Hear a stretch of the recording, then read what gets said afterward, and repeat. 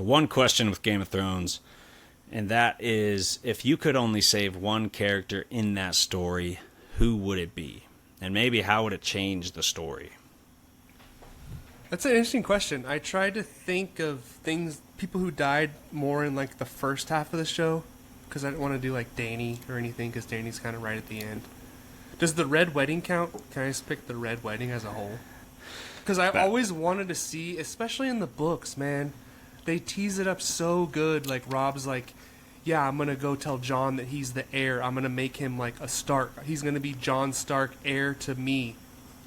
Like he literally is like about to send the Raven off to the wall to bring Jon down to come join the fight, like legitimately, because he's a king. He can get him out of the Night's Watch, and he has like all the armies are getting ready, and like it's just like, oh shit, like he's about to go face Tywin at King's Landing, and no, he's dead.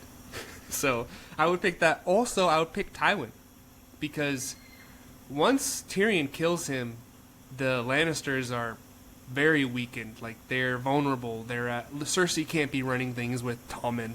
So Tywin would have changed things, and also Renly. It would be cool to see Renly survive, to see how much farther he would have gone, to see him and Stannis go head to head, see who wins that battle, and then the winner of that one. Stannis and Robert's younger brother. He was gay with Loras Tyrell. Oh yeah, Renly. Okay, yeah. Yeah, so it'd be cool to see if he survived, just to see how that would have played out. Dude, Tywin is a great answer. I didn't even consider Tywin, but yeah. I would just be worried for the good guys if Tywin was still in charge. Yeah. But then again, maybe he would set Cersei and them straight and do something more like utilitarianistic for the greater good, and not be such an asshole like Cersei was. He would have been the king. He was the king when Tommen was the real, running things. But other than that, I had Robb and Catelyn Stark too. Because like you said, that stuff from the books with Jon Snow, yes, and then just in the movies, as far as that goes, because he didn't know in the shows that Jon Snow was a Stark. But you're right, they built it up so well. Like, he was beating Lannister armies. And, like, in the beginning, they were like, no, we're not worried about this guy. We're going to crush this guy. But then he kept winning battle after battle, and it was built up so sick. And I really wanted to see that go down.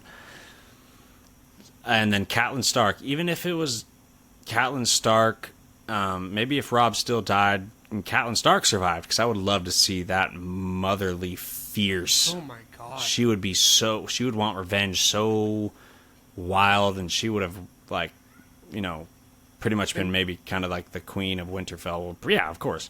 And she would have probably done some dope shit against the Lannisters, as long as she had the resources. I don't know, but just to see that story go on with that vengeance in mind and that rage of a mother.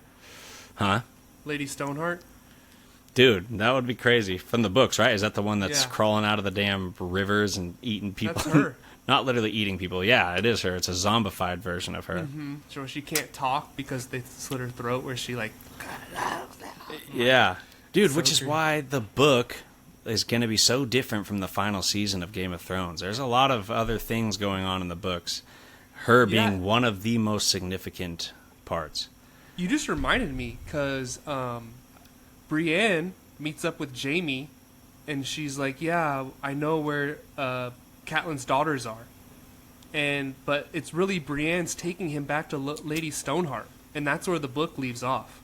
I know.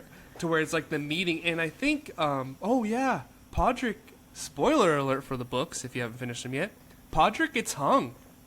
Like, because that's the last thing that happens. It's Podrick, like, George writes it so well, it's like where he sees his feet lift up off the air and start to shake, and that's where the chapter ends, and it's like, oh shit, like, Jaime's about to die, like, so, I'm waiting, George, come on. I know, dude, it's crazy. I've said it before. Jon Snow's been lying in the snow dead for 10 years. That's right. He's still dead at the end of the books. He's still dead. That's crazy. But his mom's alive. Or not his mom. His stepmom's alive. It's so wild, dude. He just got corrupted, dude. He's like such a good writer with the organic creativity of not worrying about people's opinions and not concerned about, like, the outside world. He's, like, overthinking it, I think. I think he's shooting himself in the foot. I think this book would have been out if the show never came out yet. Oh, for sure. You know, and I also think the book probably would have turned out better, unless it's the thing where like he's overthinking it to the point where it's going to be the most perfect book ever. It's like he's got this book written and he keeps reading it over and over and changing little things to make it better. That's a small possibility too. I think there's more of a possibility that he's letting too much outside influence corrupt his creative process. It's sad. I know. With how bad the show was received at the end, I feel like anything he writes will be loved. You know, True. even if it's like not on the par of the OG book.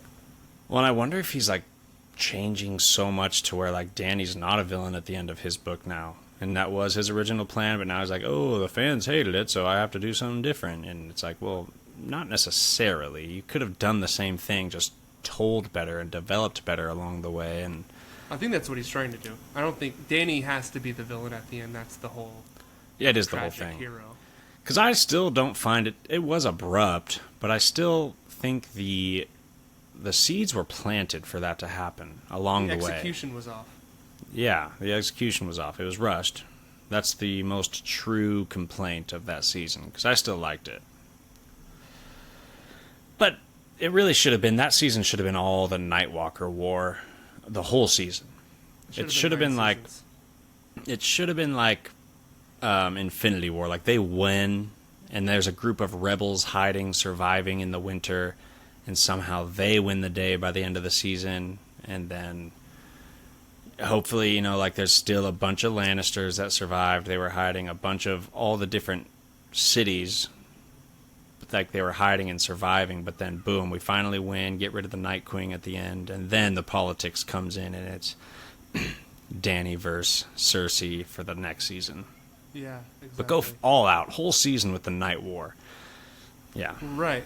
I mean, it was the first scene of the first episode was with the zombies. What do you mean? They won and won the night. No, I'm saying like the first season, first episode. Oh, before yeah. The opening. Exactly. Theme is, you know, the 3 Night's Watchmen who have broken. 1,000%. They're out there scouting and they get killed by the White Walkers and the one deserts. That's the whole beginning of the show, and it's like, what the hell was that? Exactly. And it built to them 3 episodes. Like they didn't even really attack the first couple. They attack the 3rd episode and get defeated that same episode. It's just not cool. All right. Good stuff there. We like Game of Thrones.